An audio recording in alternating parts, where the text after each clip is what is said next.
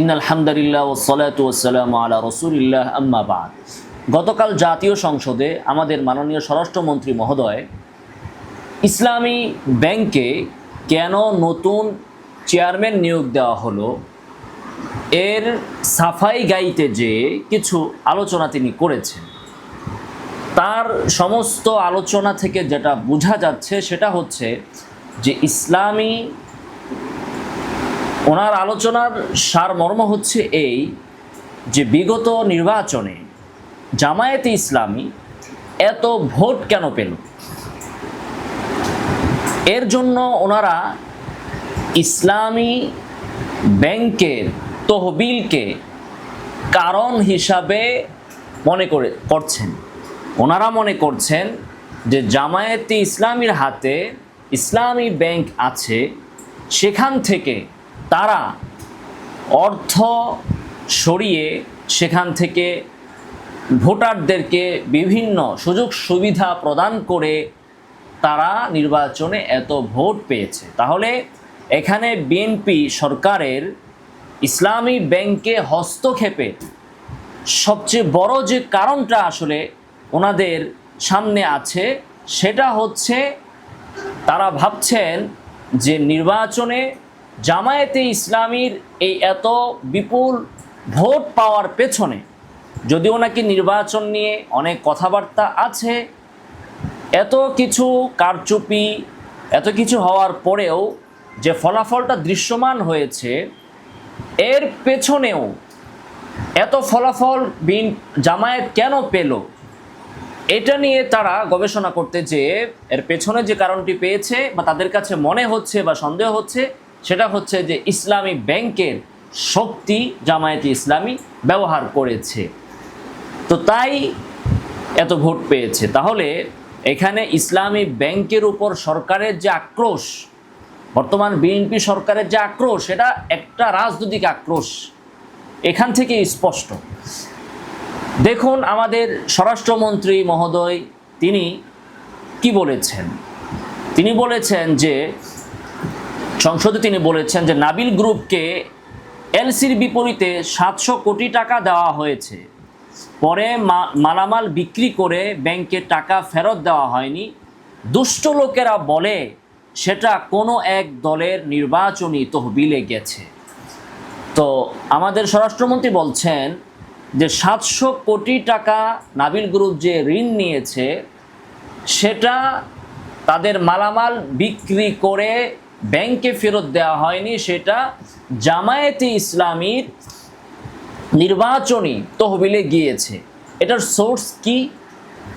স্বরাষ্ট্রমন্ত্রী মহোদয় এই তথ্যটা কোথা থেকে পেলেন? সোর্স কি? প্রমাণ কি? প্রমাণ হচ্ছে দুষ্ট লোকেরা বলে, মানে এমন একটা সোর্স, কত মজবুত শক্তিশালী সোর্স যেটা সংসদের মতো জায়গায় উপস্থাপন করা যায়, এবং এমন একটা প্রেক্ষাপটে যখন ইসলামী ব্যাংক নিয়ে গ্রাহকরা হতাশার মধ্যে, আস্থাহীনতার মধ্যে, সর্বক্ষণ সন্দেহ সংশয়ের মধ্যে দিন যাপন করছেন, তারা তাদের নিজেদের কষ্টার্জিত অর্থ ইসলামী ব্যাংকে জমা রেখেছেন, সেটা তারা তুলে ফেলবেন কিনা, রেখে দেবেন কিনা, আদৌ সেই টাকা ফেরত পাবেন কিনা, এটা নিয়ে যখন তাদের ঘুম হারাম হয়ে গিয়েছে, সেই অবস্থায় আমাদের স্বরাষ্ট্রমন্ত্রী সংসদে দাঁড়িয়ে মশকরা করে বলছেন যে দুষ্ট লোকেরা বলে এই 700 কোটি টাকা জামায়াতে ইসলামের নির্বাচনী তহবিলে গিয়েছে। আমার প্রশ্ন হচ্ছে যে কথা দুষ্ট লোকেরা বলে সেই কথা স্বরাষ্ট্রমন্ত্রী কেন বলবে? স্বরাষ্ট্রমন্ত্রীর কাছে গোয়েন্দা সংস্থা আছে, ইন্টেলিজেন্স আছে, তার কাছে প্রশাসন আছে, তিনি তদন্ত করে তারপরে বলবেন। দুষ্ট লোকের কথা তিনি কেন বলবেন? আর ওই দুষ্ট লোকগুলো কারা? কোন দুষ্ট লোকেরা যারা এই কথাটা বলছে? তাহলে স্বরাষ্ট্রমন্ত্রী এখানে যে বক্তব্যটা দিলেন সেখানে তার সোর্সের যে উদ্ধৃতি তিনি উল্লেখ করেছেন, এ থেকেই বোঝা যায় যে এটা ওনার একটা মনের মাধুরী মিশ্রিত করে বানানো একটি কথা, যেটা তিনি সংসদে বানিয়ে নিয়ে এসেছেন সম্পূর্ণ বিরোধী দলকে ঘায়েল করে। ইসলামী ব্যাংক তারা যে দখল করতে চাচ্ছেন সেই অপবাদ, সেই বদনামকে ঢাকার জন্য তারা এই চেষ্টা করেছেন, যেটাকে বলে শাক দিয়ে মাছ ঢাকার চেষ্টা। আর এই বিষয়টা আমাদের বর্তমান স্বরাষ্ট্রমন্ত্রী মহোদয় খুব ভালো করে রপ্ত করেছেন। আমাদের সাবেক প্রধানমন্ত্রী শেখ হাসিনার যে গুণগুলা ছিল, শেখ হাসিনার যে বৈশিষ্ট্যগুলো ছিল, ফেসিস্ট হওয়ার জন্য যে বৈশিষ্ট্যগুলো প্রয়োজন, আমাদের এই স্বরাষ্ট্রমন্ত্রী সেই বৈশিষ্ট্যগুলো খুব ভালো করে আত্মস্থ করেছেন। শেখ হাসিনার একটা বৈশিষ্ট্য ছিল, উনি যখন মিথ্যা কথা বলতেন তখন একেবারে সুনির্দিষ্ট সংখ্যা উল্লেখ করে বলতেন। আপনি যখন একজন লোকের ব্যাপারে বলবেন যে অমুক লোক আমার ঘর থেকে 84,30,332 টাকা 32 পয়সা চুরি করেছে, এভাবে একটা সংখ্যা যখন আপনি উল্লেখ করবেন, তখন মানুষ মনে করবে যে যেহেতু একেবারে স্পেসিফিক সংখ্যা উল্লেখ করা হয়েছে, তার মানে কথাটা অবশ্যই সত্য।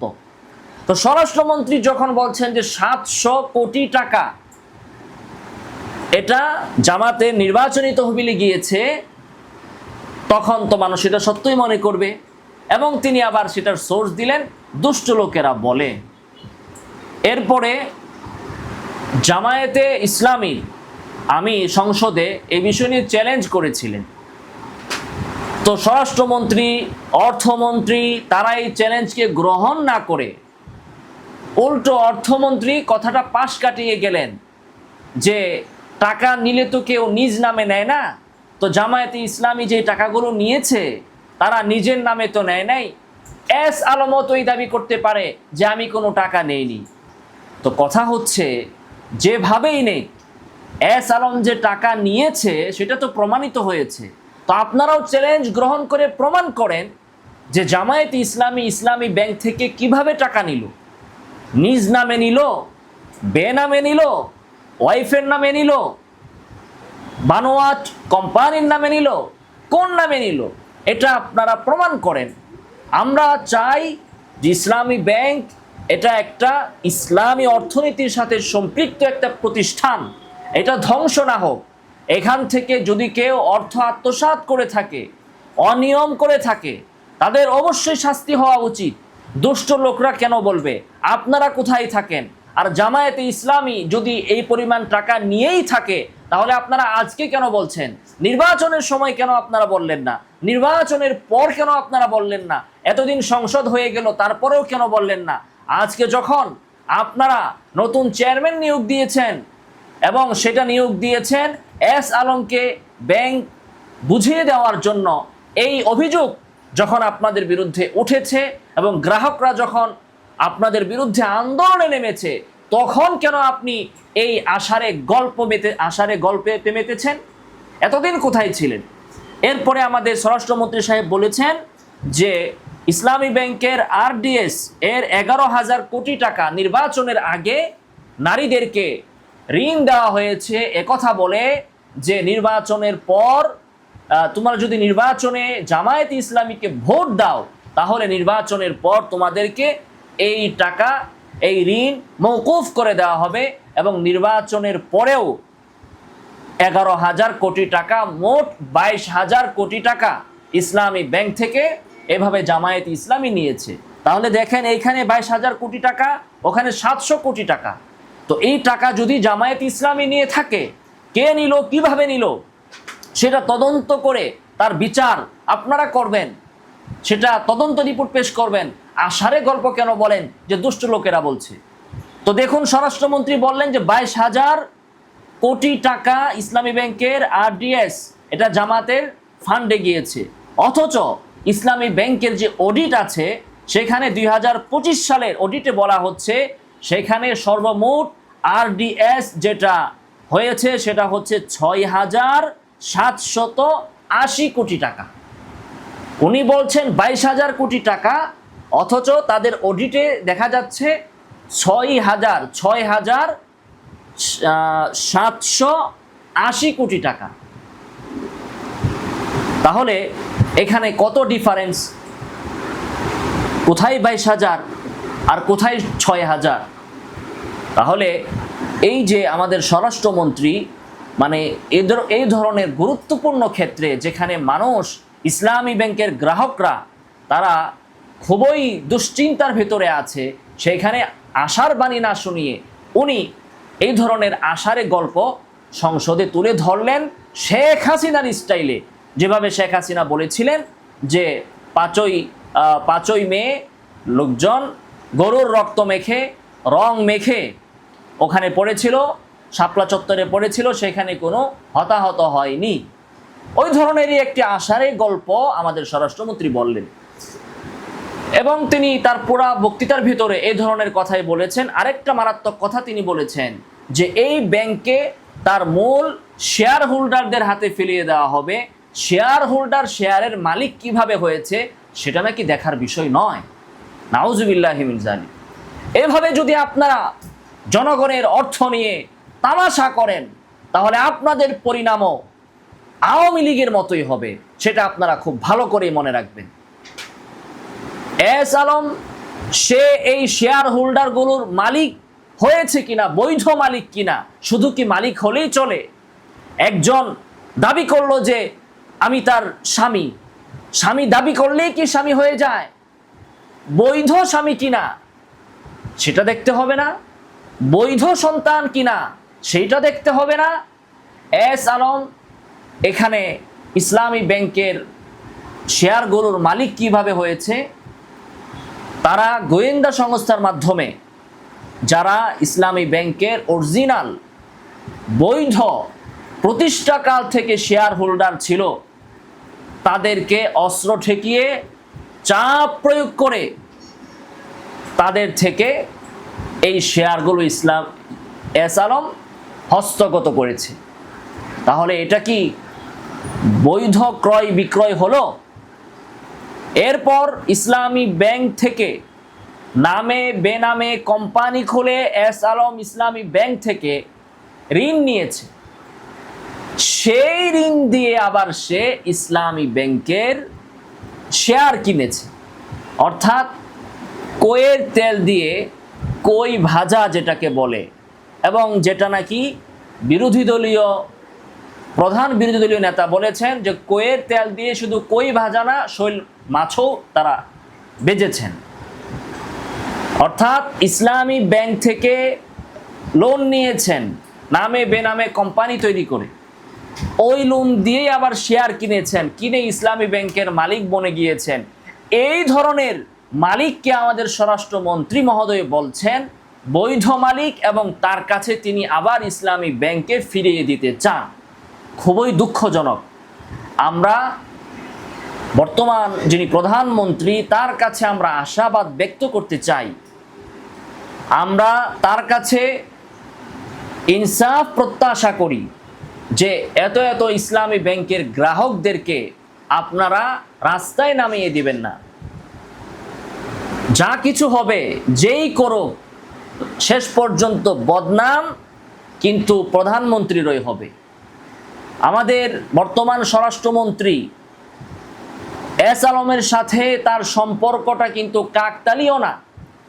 তিনি শিলং থেকে যখন ফেরত আসলেন, ফেরত এসেই প্রথম ওনার কার্যক্রম যার মাধ্যমে তিনি তার রাজনৈতিক কার্যক্রম শুরু করলেন সেটা হচ্ছে তিনি সংবর্ধনায় গেলেন এস আলমের বিলাসবহুল গাড়িতে করে।